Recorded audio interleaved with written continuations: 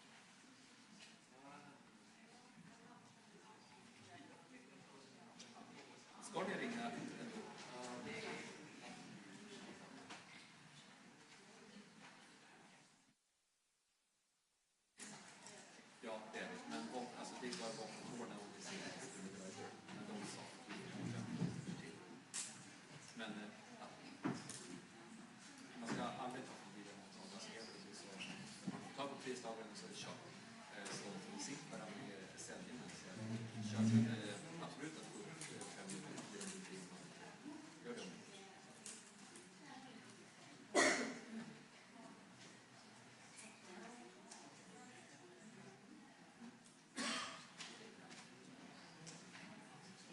Men ja.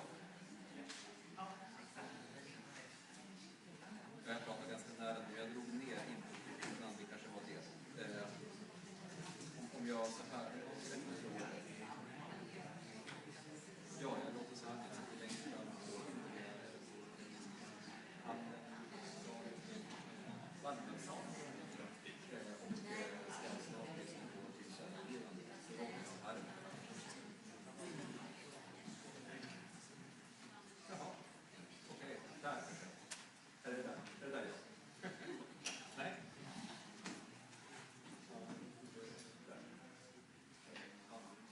Ja, men är det Matilda? Ja, men perfekt. Ja, men jag drog upp input. Jag behöver ta upp lite till ändå. Är det här bra? Bra.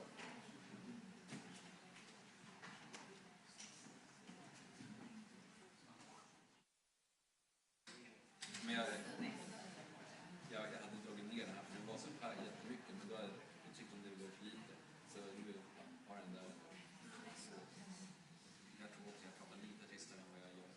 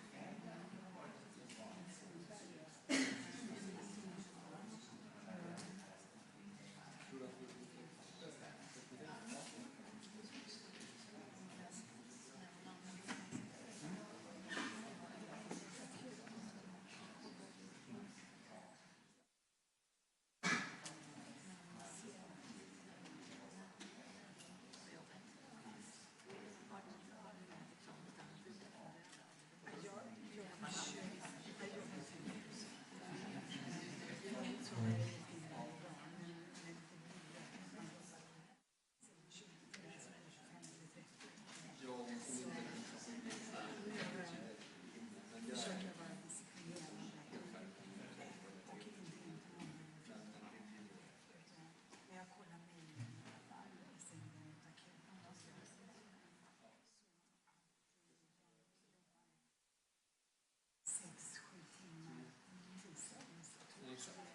nej, men det var tvungen att jag släppte honom.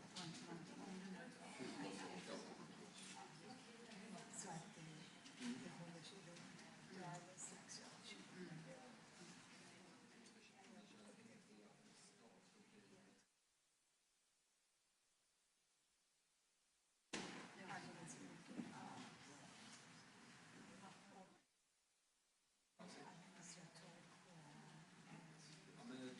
det kommer med troligtvis att annat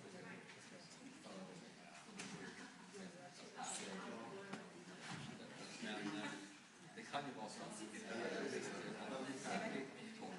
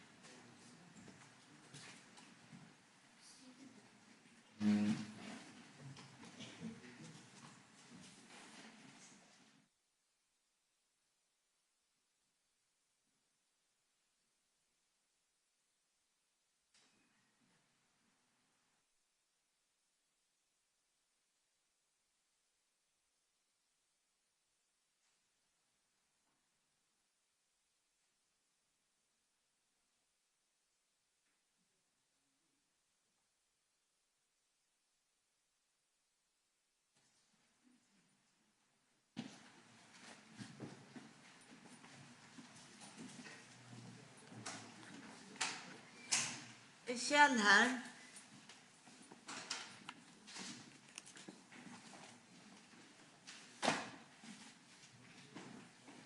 Kan du gå upp?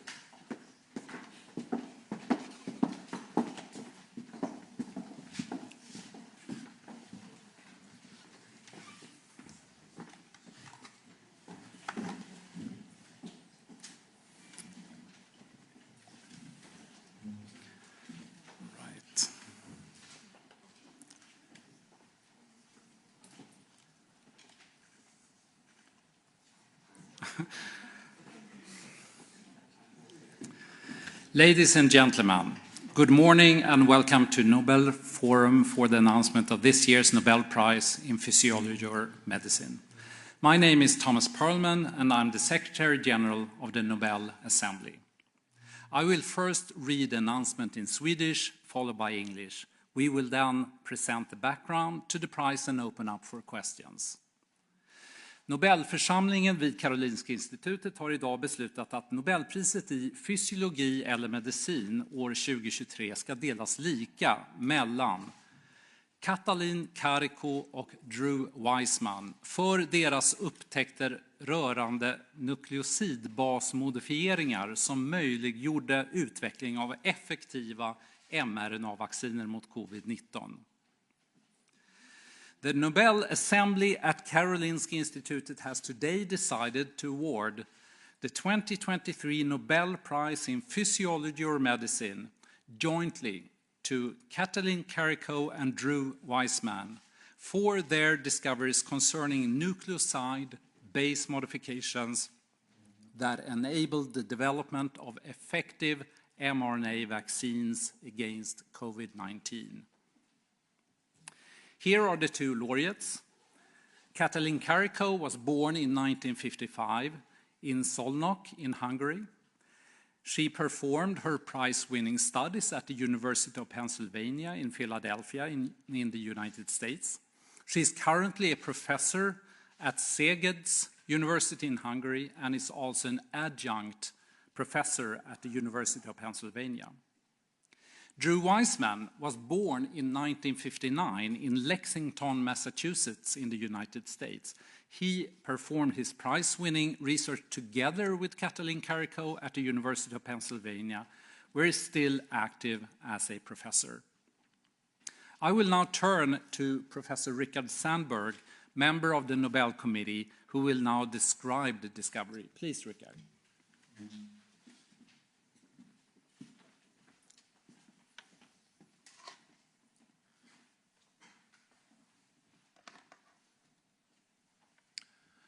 In today's interconnected society, the risk of new pandemics is greater than ever before. When the virus SARS-CoV-2 emerged in late 2019, it rapidly spread across the globe and developed into the devastating COVID-19 pandemic. During the viral infection, the immune system recognizes viral components as foreign, and they induce antiviral immune responses mediated through cells and antibodies. However, this takes time, and meanwhile, the person can develop serious disease. Vaccination strategies have been developed with the purpose of inducing antiviral immune responses that will protect against future infections. For a long time, weakened or inactivated viruses have been used as vaccines.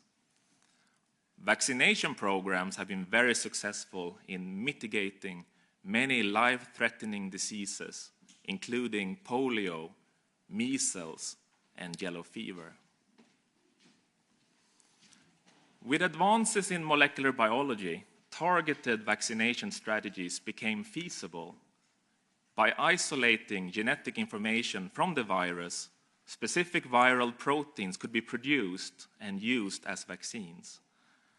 Examples are highly effective vaccines against the hepatitis B virus and the human papillomavirus. More recently, harmless viral vectors have been used to deliver viral DNA fragments into human cells to make viral proteins and induce an immune response. Examples are the recently developed Ebola vaccines. The targeted strategies have the advantage of not requiring whole viruses, but still they rely on resource-intensive cell culturing for vaccine production. Researchers have therefore long been attracted to the idea of using messenger RNA, or mRNA, for clinical applications, where the mRNA is used as a template for protein synthesis. The production of mRNA does not require large-scale cell culturing, and future vaccines based on mRNA had the potential to become scalable, fast, and flexible. In fact, major advances were made in the last decades.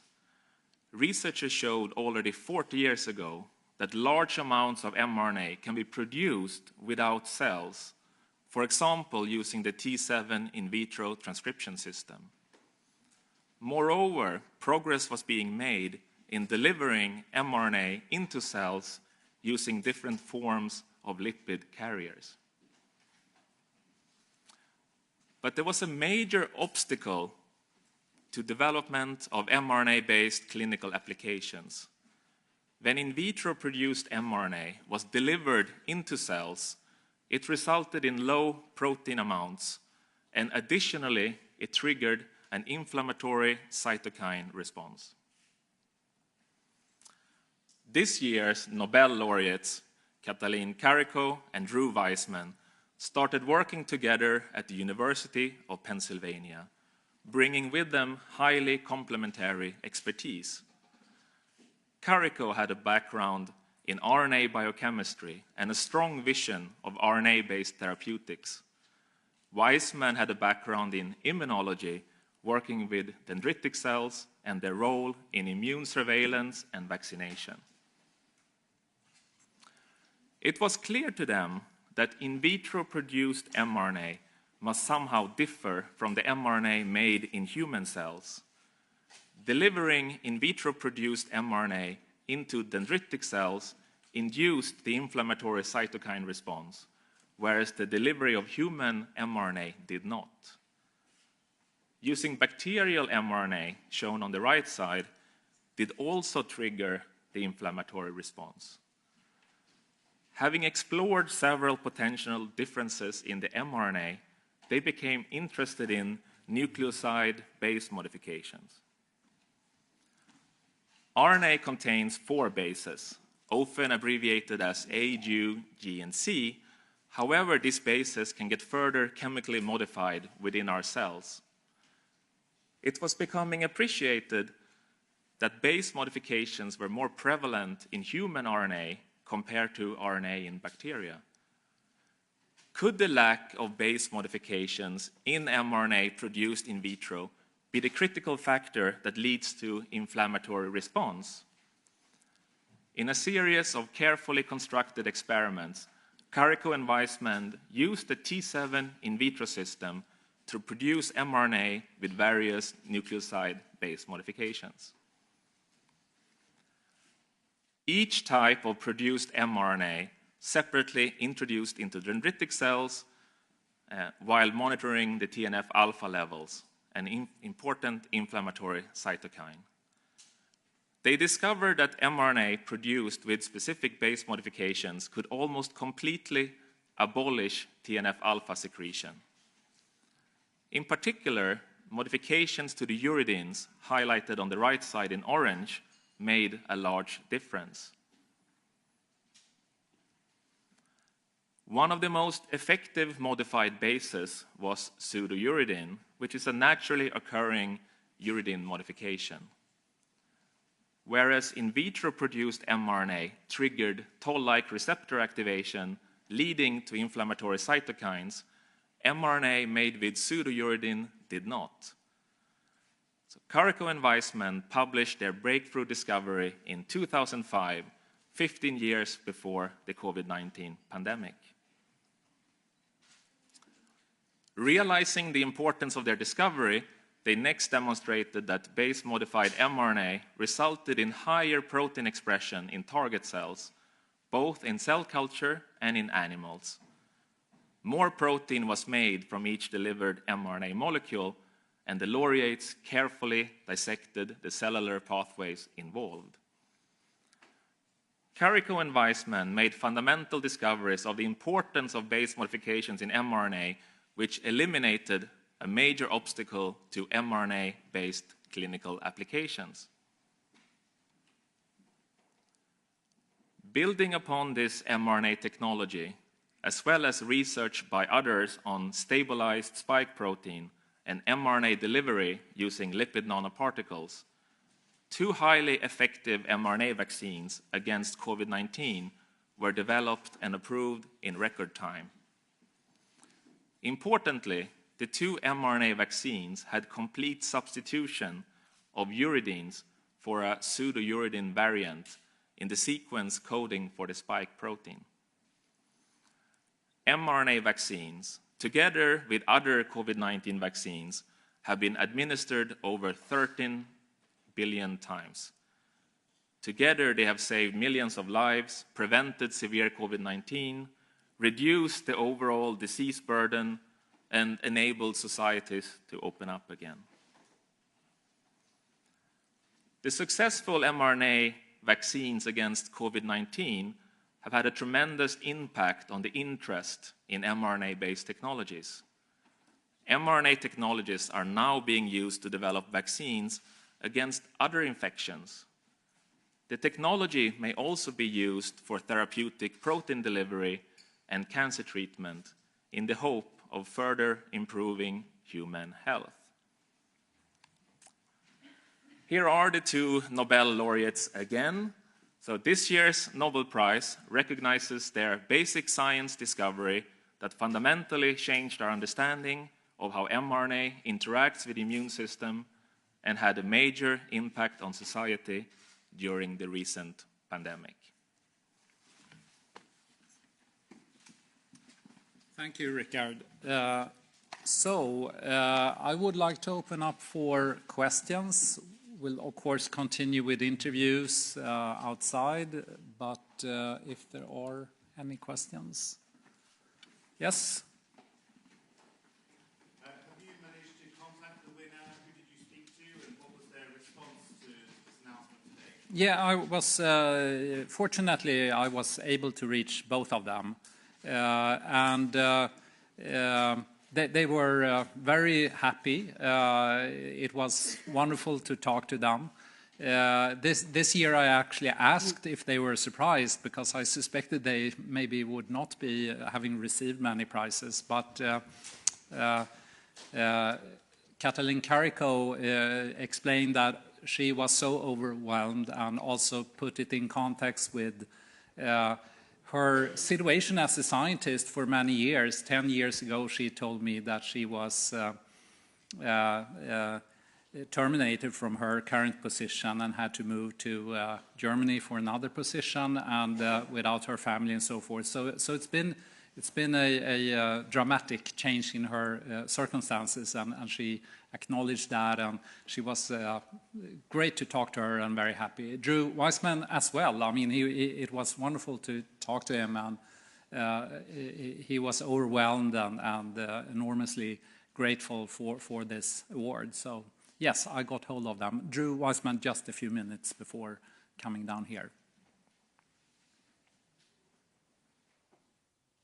Yes.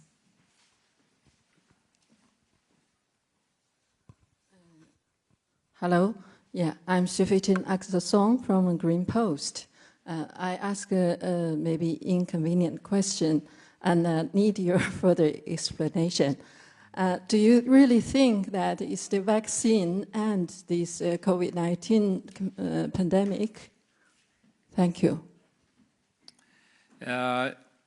With this question, I would like to introduce our panel here. So I'll first introduce those who are sitting here. To the far right is Olle Kempe, Professor Olle Kempe, who's Vice Chair of the Nobel Committee. And then it's our Chair of the Nobel Committee, Professor Gunilla Carlsson-Hedestam, and I already introduced Professor Richard Sandberg. Perhaps, Gunilla, could you respond to that question? Yes, it's of course a very reasonable question. As I think hasn't escaped anyone, this virus is still circulating, and there is now many variants that have spread, and this is of course how viruses behave. So once it has achieved this sort of level of spread, it's very difficult to stop it completely. But what's important here, I think, is that vaccines could be developed so fast, and this was, as we just heard, largely due to improvements in the technology and this basic discovery that allowed this. So I think in terms of saving lives, especially in the early phase of the pandemic, it was very important. Now most people have developed some level of immunity as a result of combined exposures to the virus and to multiple vaccinations. So we're not in, this situation is not as dire as it was a few years ago. Any addition? Yes. Yeah. You'll get the microphone. It's coming here.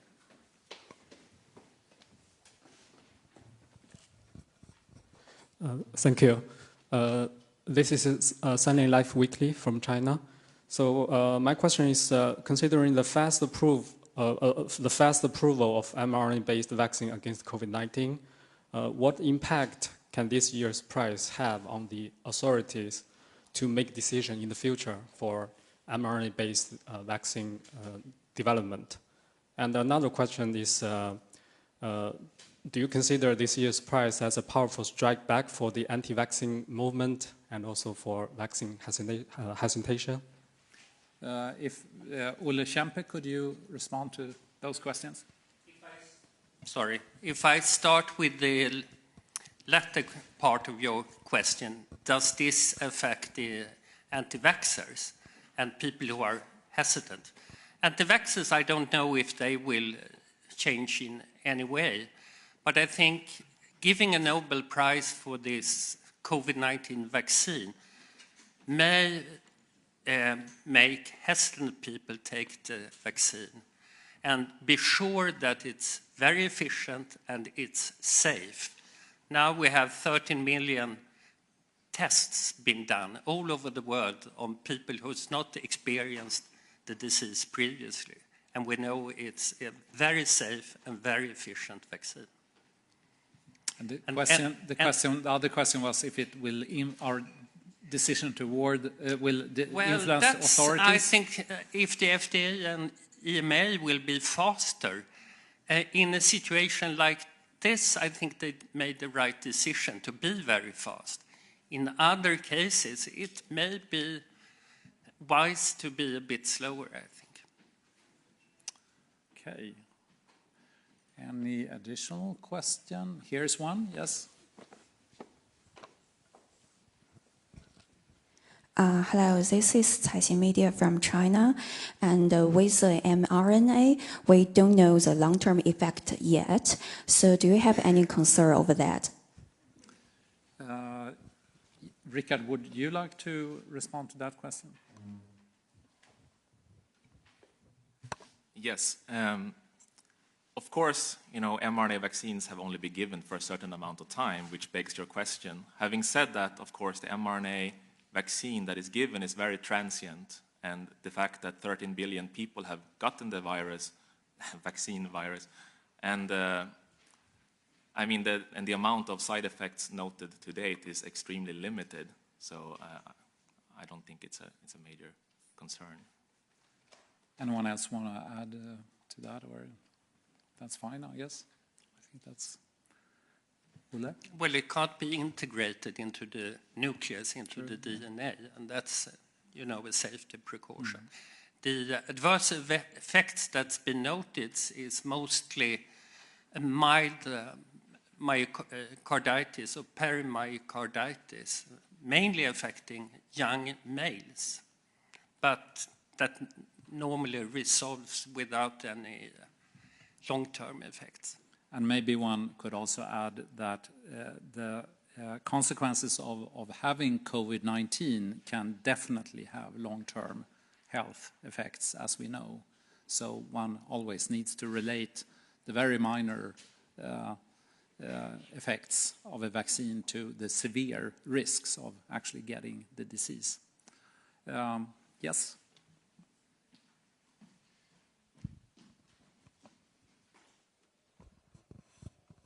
Thank you, David Keaton, Associated Press. Obviously, throughout the pandemic, COVID-19 pandemic, we saw a very strong anti-vax movement, specifically targeting these new technology vaccines.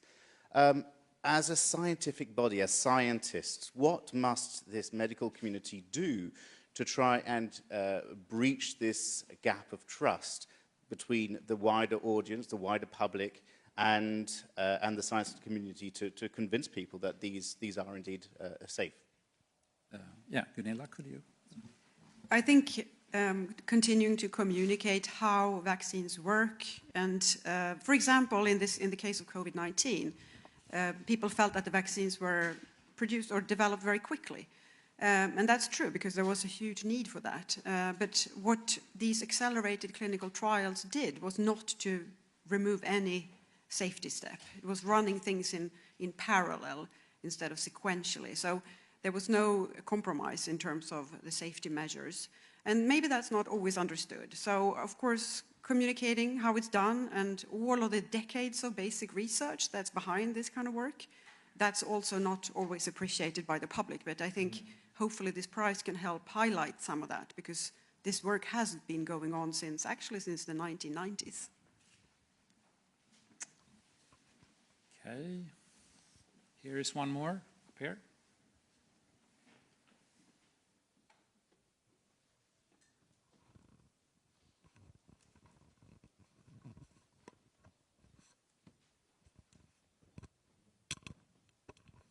Hello. Thank you. I'm from Chinese Nordic Time, and I'm happy. Actually, last year I'm sitting here and I asked the same question.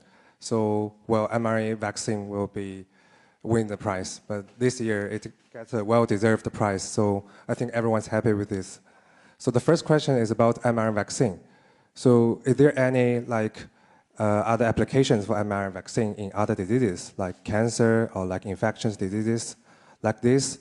So could you introduce a bit for the audience? And the second one is about long COVID, because I think now long COVID impact is really important point for the society. So could you also let us know? Maybe I'll ask Gunilla to answer the first part of the question and Olle Kempe the latter part. Okay, so regarding other applications, yes, there's really quite a lot going on right now, and this is only going to increase most likely because we now have this increased safety data on the platform in general. But the main other applications I think we're going to see is, of course, many other vaccines against infections, particularly perhaps for flu, where we need updated vaccines. And that is one of the great advantages with this platform, is that it's flexible and fast, so one can update the vaccine if there's new virus variants coming, which we know happens all the time for flu.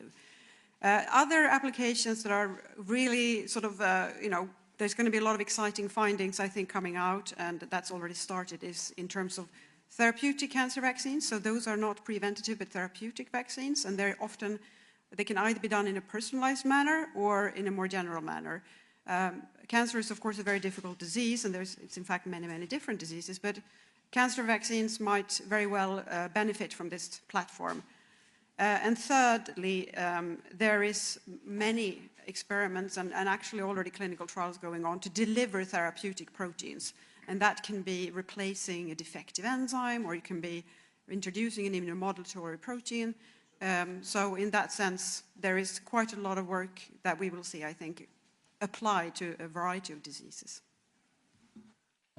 So for the second part of your question, long COVID, well, first of all, vaccination prevents you from getting long COVID.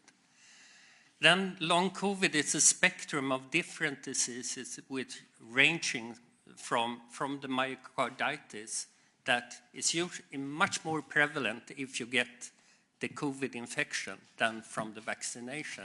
And it's also usually more severe. To long COVID, that is something we still don't understand the etiology of. And there is quite a lot of research ongoing on that. Per. Varsågod. Ja, just det, du behöver en mick. Yes, I'd like to ask you, Thomas, about Katalin Karikó's personal circumstances. You said that she had to leave her job, and could you just give me some more details about what happened to her and what the prize means now? Yeah, I should say that I can only convey, and she essentially only told me what she has been telling in other interviews. And she's been explaining that her position, she never had a tenured position at University of Pennsylvania, and in 2013 it appeared as, from what she's saying, that it was hard to continue under those circumstances. She got a very senior position as vice president in a company, BioNTech, that later went on to make one of the vaccines. So she was not out of job in that way, but away from her family. She never received an R01 grant from NIH, which is a clear sign that she struggled and didn't get recognition for the importance of her vision. Because what was clear was that this is an extraordinary and unusual scientist who was very passionate about this idea of mRNA and using it therapeutically. And she resisted any temptation to sort of go away from that path and do something maybe easier, and maybe tell something about the funding situation, also being a female and being a foreigner and so forth. I'm sure didn't make things easier. But she has not been complaining. She has also explained how happy she's been, and she was making progress through the years. So it was not that she was inactive, but she didn't get strong support, not the tenure, and the support to build up a big group. Instead, of course, she found very fruitful collaborations on the way. Yes. Is there anything more? I know several, no, I didn't see that. So, okay. So I think then, I know several are eager to have interviews. So I think we'll close this part of the press conference right now. Thank you so much for coming, and apologies for the short delay in the beginning. Thank you.